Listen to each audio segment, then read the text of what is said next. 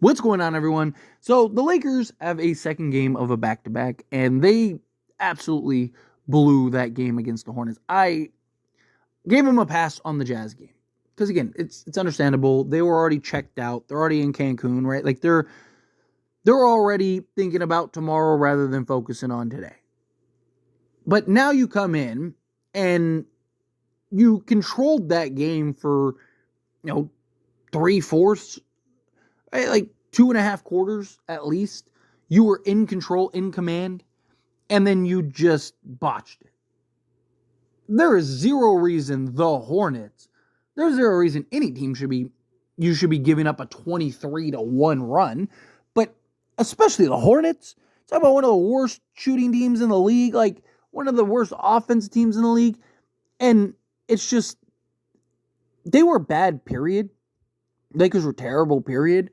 And yet you still had the opportunities to win and close that game, and you failed, right?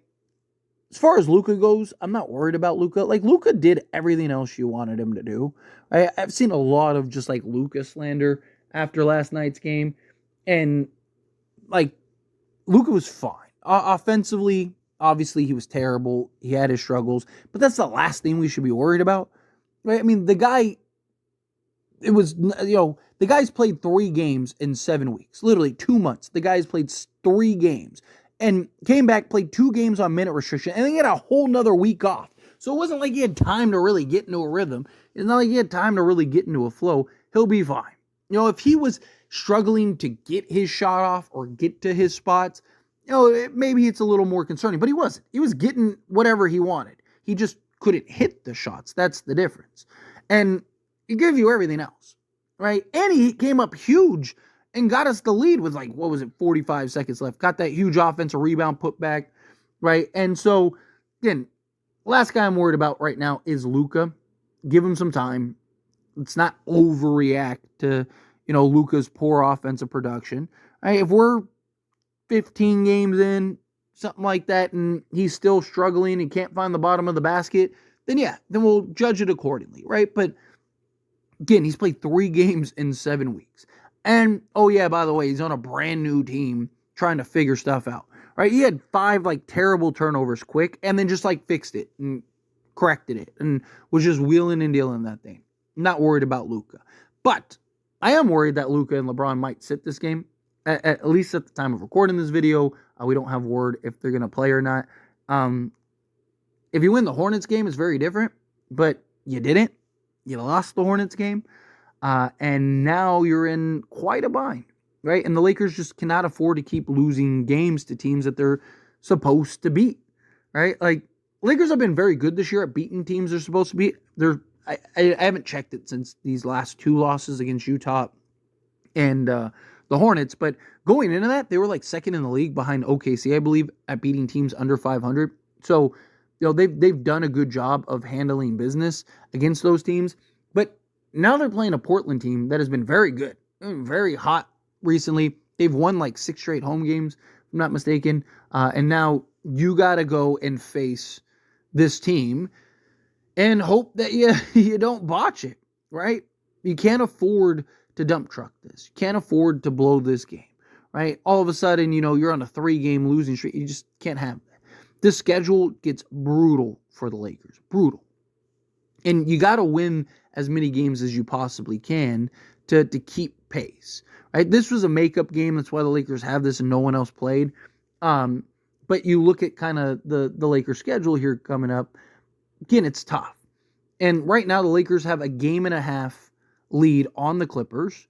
They are a full game back of the Rockets. They're 3 games back now of the Nuggets and 3.5 games back of the Grizzlies, so they're probably not catching those guys. So your bet is that 4-5 matchup, right, against probably the Rockets. But if you're the Lakers, you want home court in that series, right? I'm comfortable playing the Rockets, but I'd be more comfortable playing in LA 4 games than Houston 4 games, right? But time will tell. Point is you got to take it a game at a time. You got to take it a day at a time. I get that.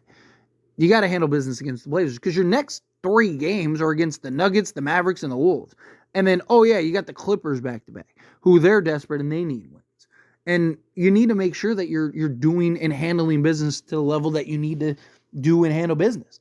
You're going up against a team in the Blazers that have multiple big men, right? So this is going to be a real test for the Lakers. Right? They don't have any like super elite level big men, so that is beneficial for the Lakers, right? They don't have a big man that should. You never know when you're playing the Lakers, but they don't have a big man that should be going off for,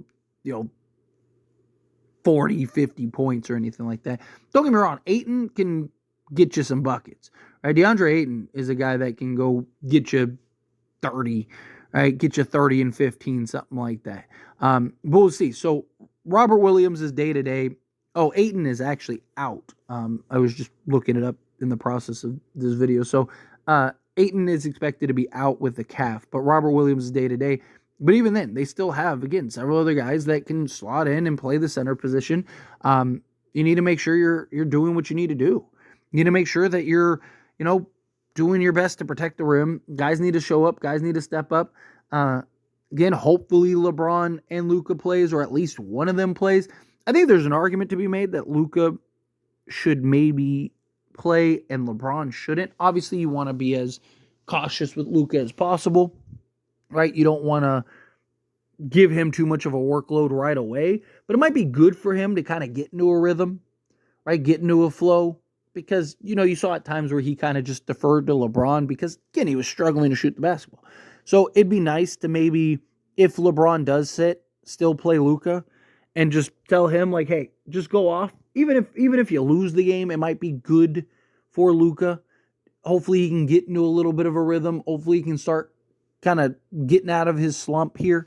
Again, I'm not worried about Luca offensively. Luca will be fine offensively. A couple months ago, LeBron missed, what was it, 21 straight threes? And was having, like, terrible offensive production. And, didn't he have, like, one of the worst games he's had in, like, 20 years? Right? Like, and he didn't have 6 weeks off, 7 weeks off, and all that stuff, right? It happens. Stretches happen. Bad moments happen. Things like that, right? LeBron, guess what? He figured it out, and he's been brilliant ever since. Right? Luca will figure it out, and once Luca figures it out, it'll be brilliant after that.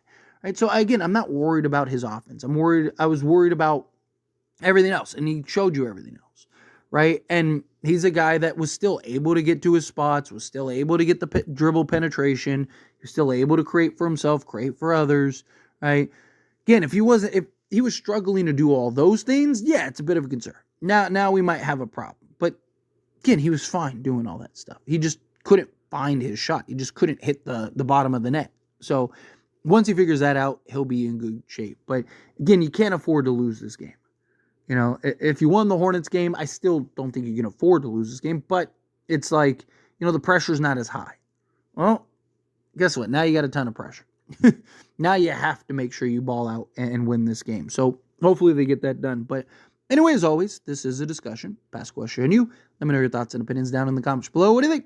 How do you feel? What are your thoughts? Agree, disagree, mixed, in the middle? However you feel. Love to hear it either way, so let me know down in the comments. That being said, if you want to like this video, hit that like button. Helps me a lot. Helps me enjoy these types of videos, and I truly appreciate it. Not subscribe channel, hit that subscribe button. Turn on the bell notifications. Appreciate y'all. See you in the next one.